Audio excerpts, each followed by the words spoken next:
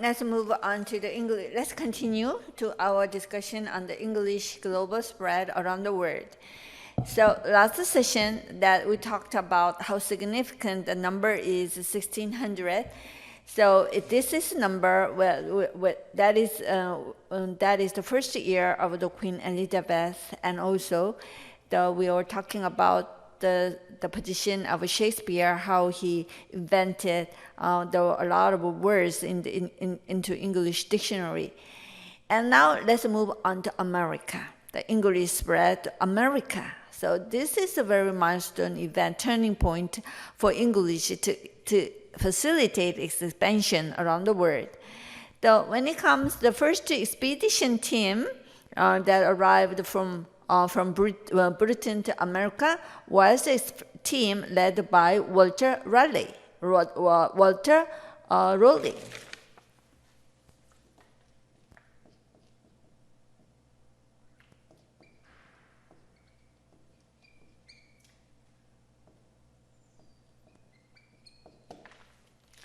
Actually, he arrived in the southern part of America, it's North Carolina. Then the settlement was not successful. So it still remains a mystery why it was not unsuccessful. Then after arriving there was some conflict with the native Indians, so some of the leaders had to come back, return to Britain. Then after 3 years, they came back to the North Carolina, but all of their old settlements are already gone. So why they disappear, it still remains a mystery. And also, therefore, there was a second group of expedition team that was the first successful settlement, that was the Jamestown.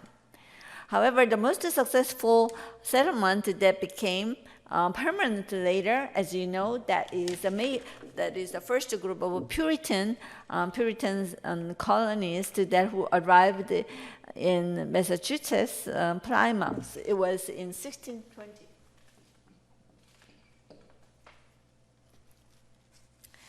Actually, that there was a diverse group of age and of many people, and why they risk their life to cross the dangerous Atlantic crossing? Because they wanted to have their dream come true, because their life back in Britain was not so soft, because they were religious. There was religious persecution against this Puritan Protestant people. And the British mainstream people, they were mocking at them because the way of their dressing, and they always try to separate themselves as a holy being, and that was often a mocking stuff for the British people. So the Puritan decided to take their chance again in the new land of America. So everybody is talking about 1620, but there is 1 year before, 1619, there was a very curious event that happened. What was it? It was the first 20 African slaves. They arrived in Virginia, in America, on a Dutch ship. So I would say that the first group of African slaves, they arrived in America 1 year before that the Pilgrim Father arrived in Plymouth in the Massachusetts.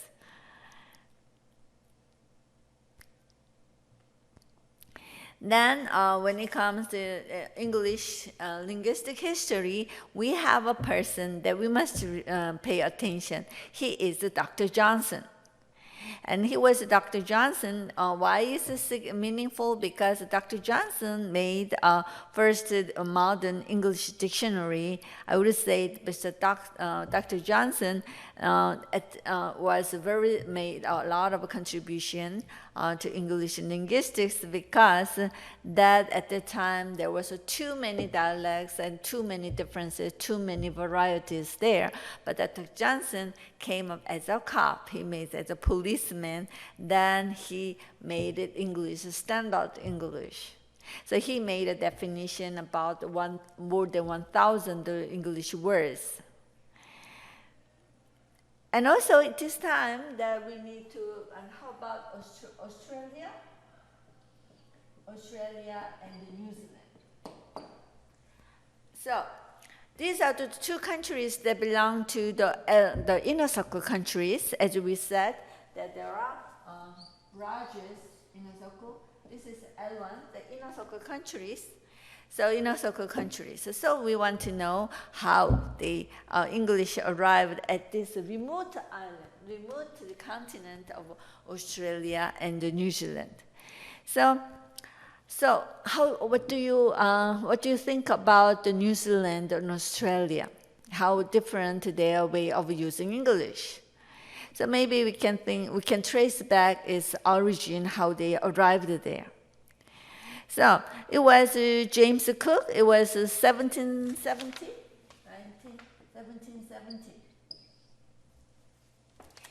James Cook, explorer, a British explorer, they first arrived in New Zealand and Australia.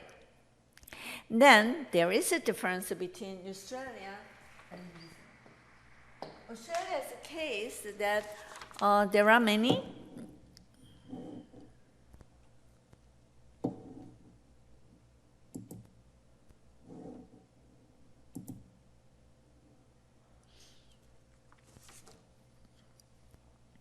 So we might be curious then who would dare to this remote continent, far away from their British home. Then there was the first group of convicts. So at that time, London was in trouble because there were too many convicts, too many prisoners. They overcrowded their prisons in London. Why? Because there was a rebellion and they failed. Then they overcrowded the prison. So Britain, British government, they needed somewhere else to send these convicts away, and that was Australia. So there is an interesting number is here that British government, they sent a total of 130,000 convicts for 50 years since they sent for the first time in 1788. So maybe we can understand the first settlement was made by the British convicts. Maybe they can explain the Australian people, they tend to be flat when it comes to power because they don't want to be competitive. So there is Australian word, the tall poppy syndrome.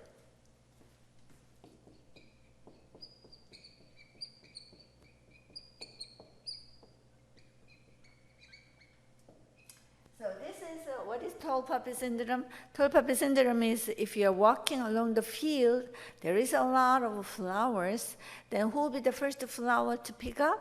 That is the tallest poppy, and that is the most beautiful flower that you will pick it up first. In another word, if you stand out, you are vulnerable. If you are too good, you are too competitive, and you are doing so well, then maybe you should be the first to go. So what is good? Good is being ordinary is good enough. You don't have to competitive. So anyway, in my opinion, that the Australian culture about the power has something to do with its origin because their ancestors were the convicts who spoke against authority, and they staged a rebellion against the authority of British people. So let's move on to New Zealand, however. The New Zealand has a little different story. The New Zealand is unlike the Australian. The New Zealand, they tend to maintain a closer ties with the British government. And also New Zealand tend to maintain a peaceful relationship with the originative people, the Maori tribe. And New Zealand respected their value, and New Zealand, they also adopted words from Maori tribes into English. So it's interesting to find that there is a little difference in the way that New Zealand, they speak English, and in the way the Australian, they speak the English, and also that has a different historic background. And also, there is an important milestone on the political scene of the U.S. That was 1666. So what happened in the USA? There's American independence. So American independence, so how is it affected to American society, and how does it affect the linguistic scene? How does it affect, what's its impact on English? The first impact was American independence. There was some loyalists there. So what is a loyalist?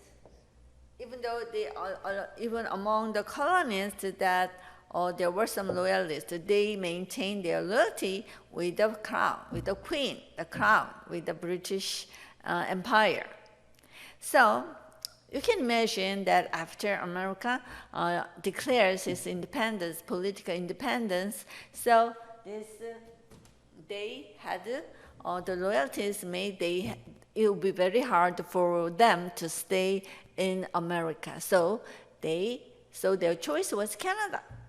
So they emigrated to Canada. So in emigrated to Canada, then who was there in Canada? In Canada, there was already the French people was there. So you can imagine there was some conflict from the French and the loyalist Americans. You can imagine. So the French people were actually expelled. So they had to move to another places, and Americans, they settled down there. And also you can imagine, also there is an impact on the linguistic scene in Canada. So their choice, there was a French language, French-speaking people, and English-speaking people. And what's the choice of Canada? They chose to be bilingual. So bilingual means that if you get back, this is three circles here. This is L1 speakers. They are Australian and New Zealand, Ireland, and British and Americans, L1 speakers. So here we must notice this number. If there are 10 L1 speakers in global society, 7 are living in America. So what's the population of America is there? 300 million. So we can find that, that is not a coincidence that English has become a global language, because America has the power, and it has not only the political power, it also the economic power. America was at the center of the English spread around the world. However, then we can see the second driver is here as the L2 speaker. In another word, is outer circle. So this is outer circle people. And the L1 speakers in New Zealand and Canada and Australian, they speakers, they belong to the inner circle people. So let's get back to American side. So here, as we have discussed already, so for the first time in the USA, there was a census. There was a census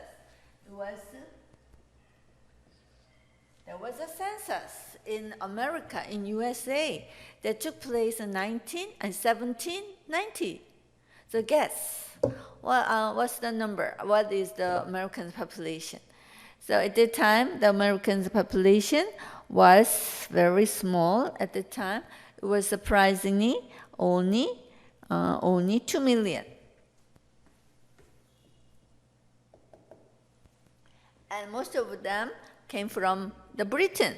So, I mean that they could be Scot-Irish, or Englishmen, or they came Ireland, they came, most of them of Britain origin. So, but this is the total number of English speakers at the time. Then what was the combined total number of French, Spanish, and German and Dutch speakers? It's only to 100,000. So you can see this ratio is 10 to 1. So I'm repeating to say because the reason why the America has become a global language has something to do with its numerical strength. We cannot ignore the fact, the number, even though we also discuss the importance of the power of a country, of its speakers. American has economic power, it's business power. That's why the American USA is behind the US English rise as a global language is here. So we also find here New Zealand and Australia, even though they both belong to inner circle countries, they have a different cultural background. So the New Zealand is more associated with the British homeland, while the Australian people, they tend to be a little bit more challenging to the power. Their culture is rather flat in power, in the cultural dimension of power. So this is interesting. However, there is even more interesting. English spread to Africa.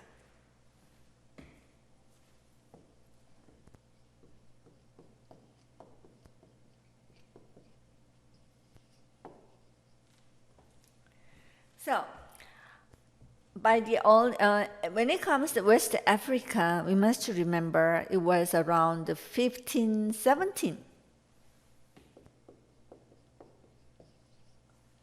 So you can see the 1517 is 100 years before the first Puritan group arrived at the Massachusetts Plymouth in America. But let's imagine it's 100 years before the British first arrival in America. So what happened there? There was, I would say, the Atlantic Triangle.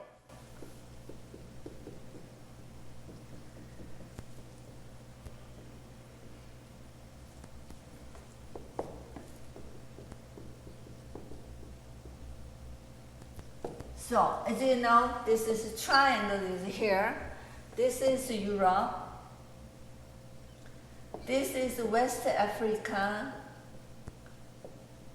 And this is the Caribbean. And this is America. Let's see this picture. This makes a triangle journey, Atlantic triangle of journey. So it means in this journey, thousands of African people, they were brought to the Caribbean, or the eastern shores of America from West Africa. So I would say that in African, that was the origin of African slaves that was brought to the America so that they can work on sugar plantation. Then who first did it? They not the British people. They were Spanish people. Spanish people started the first Atlantic triangle of journey. And then the British followed the Spanish footsteps, and also British, they engaged in the Atlantic triangle of journey. So it's amazing to find that it's already 100 years before that the first British expedition team arrived on American shore. So in this case, that this is very intriguing for the linguistic history of English. Why? Because so let me say that here in the Europe, they are sailing toward West Africa. Then they arrive there. Then there is many African people there. Then they pick many Africans from different towns, so that they can speak. So they spoke different languages, so they couldn't understand each other. So the European traders, they bought the African people, and they exchanged some cheap goods, commodities, and they bought the African slaves, and they rowed the boat, then they crossed the Atlantic, then they unloaded them at the Caribbean or somewhere in America. Then they sold them for sugar or rum, cheap products. Then after selling them, after making money, then they returned to their Europe. So this makes a triangle. So in the triangle, Atlantic Triangle of journey, then thousands of many Africans, they emigrated to the Caribbean or American. So, but on the other hand, however, there is some,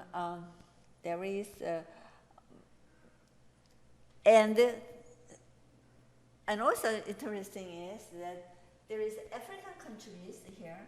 The Africa, so by the start of the 19th century, the English was brought to the whole West Africa. I would say the West Africa. The English was brought into the whole West Africa. Why? Because of colonization of British Empire. So, this is the whole African coast is there. So let's see there are two areas of Africa here. If this is Africa, this is the West Africa, and this is East Africa. And English was brought both sides of Africa.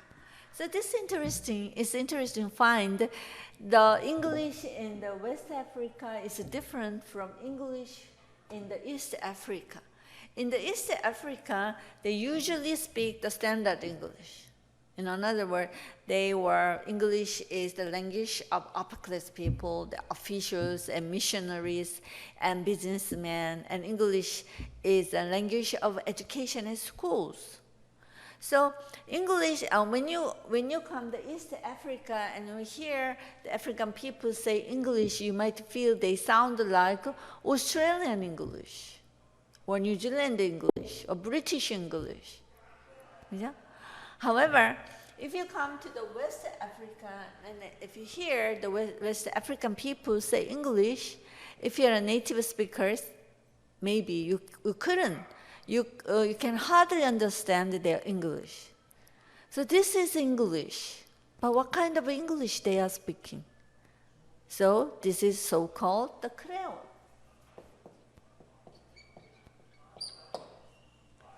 So it's interesting. So what is Creole?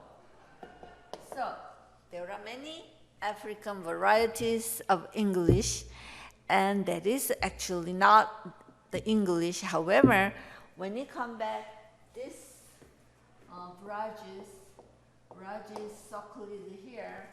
So the Creole speakers, where does it belong?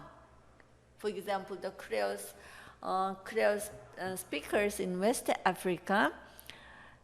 So do they belong to the outer circle, or do they belong to this extending circle? So which circle do they belong? Surprisingly, the Creole speakers in Africa, they are counted as inner circle people. In other words, the Creole speakers, they are the native speakers of English. So it's very controversial whether we should count these Creole speakers into L1 speakers or L2 speakers, but in general, linguistics, they counted the Creole speakers in Africa. There are a lot of Creole speakers, especially in Latin America, in South America and Middle America. So this Creole is very strong, and many people in Latin America, most of them, their first language is Spanish. Yeah. However, there is a lot of Creole form of Spanish, Creole form of Portuguese, Creole form of German, and Creole form of English.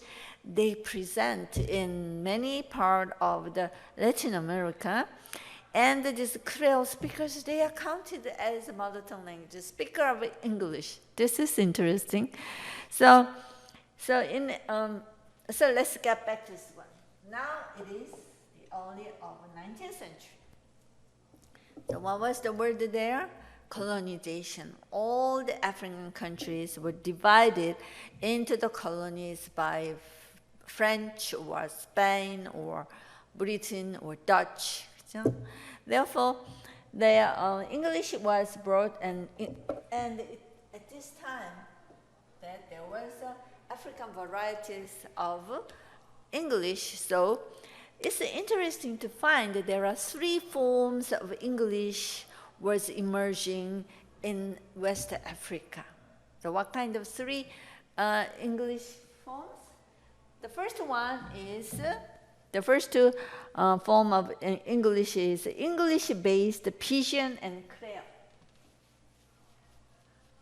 We are now talking about West Africa.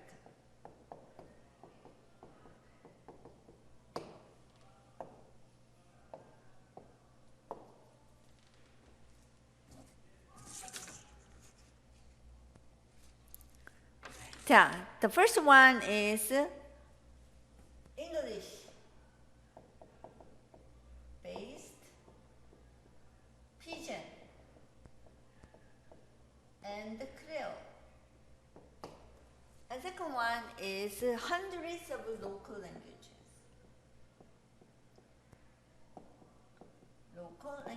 Local dialects. And what was it? That was standard English. That is privileged languages among the soldiers and officials, government officials and doctors and missionaries. And English-based is the local people. In the marketplace you go, in somewhere in Africa, then you can find that, you can hear. You must communicate with the Creole. And also there are hundreds of local languages is here. So this is where the English value comes. So what is the English value? Because it is a neutral. English is a neutral medium of communication among people that from the different parts of the African countries. So therefore, in African countries, the English is very strange form of English is exists in English. So let's move on to this one, and also let's get back to our historic trail here. So in the New Zealand, let's move on to the New Zealand. New Zealand is 1807 in the New Zealand. So in the New Zealand, so there was a missionary began work among Maori. So let's move on to the New Zealand. So New Zealand is a very unique cases here. The New Zealand culture is very tolerant of minority people. So it's very unique that New Zealand respect their native Maori people. So New Zealand's attitude also affected the way they speak English, because they accepted many words from Maori people. So they care about the Maori, right, and also New Zealand maintains strong ties with the British people. So let's continue with our historic trail in 19. So let's remember this number, 1840. So in this year, there was a tragic event somewhere in Ireland. It was so tragic, so millions of island people, they were starved to death. So what happened to Ireland? Because there was a potato famine. The potato is a mainstay of all the Irish people. So there was a very bad harvest. They couldn't have any harvest of the potato. So because of the famine, they had no food to eat. So millions of Irish they died. Actually, it is known that 1/3 of Irish people were the victim of potato famine. So what was his choice? Irish people, they had no other choice. We cannot stay at home, because if you stay home, so we have no food to eat, we need to survive. So their only choice was to go to America. So they risked their life by riding a small boat, and they brought the whole family to America. So this is why that in this period there is a massive inflow of immigrants from Irish and also into America. At that time, there was another invasion is here. Another event is here. In 1845, actually the European countries is no longer a very good place for many Europeans to live. Why? Because they were politically unstable, and food was not enough, and there was persecution, religious persecution. Therefore, people, they stood up to challenge the authorities, especially in Germany and Italy. Many people tried to reform, and they tried to challenge the power, and their rebellion failed. So, in Italy, in Germany, and Italy, they had no other choice. So they decided to go to America. So American dream. We cannot achieve our dream in Europe. Europe has no hope for future, so their choice was America. So in this time, there was a massive inflow of immigration into America. So let's move back to India. As I said, India is very important. So India. So as we said the last class that it was 1600. It started as a commercial project, but there was a mutiny, Indian mutiny in 1855. There was a rebellion, there was a revolt among the Indians against this commercial unit is here.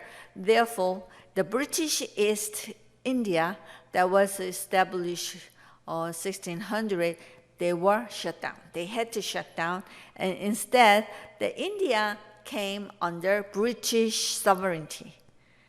So, and also at this time, it is notable to see there are the universities in Bombay and Calcutta, and this is something very important for English position, because in India is a very vertical culture.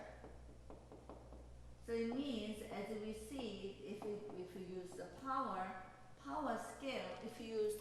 scale, so every culture has a different attitude toward the power. In some culture, they are afraid of the power because they are unwilling to speak against the power, and they can't challenge the power. So they would say this is the high power distance. And I would say that India typically falls on the high power end scale of the cultural dimension. In another word, the class is very vertical, and the class difference is very rigid, so there is little mobility among different classes. A status is given. No matter how smart you are, that once you are born to a poor family, so you have little hope for moving up the social ladder. So anyway, this is, so in this case, however, there is some exception is here. English.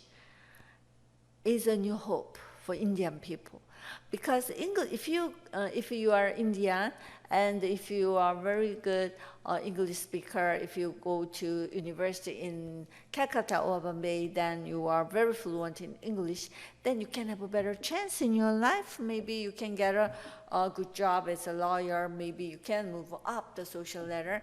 And especially in recent years, India, they have two strengths. Indian people tend to be lingually fluent. They are very quick in learning English. And second one is they have very tech savvy. In another word, they are very good at engineering talent. So that's why the American IT companies in Silicon Valley, they have hired a lot of Indian talents because of their linguistic talent and their engineering skills. So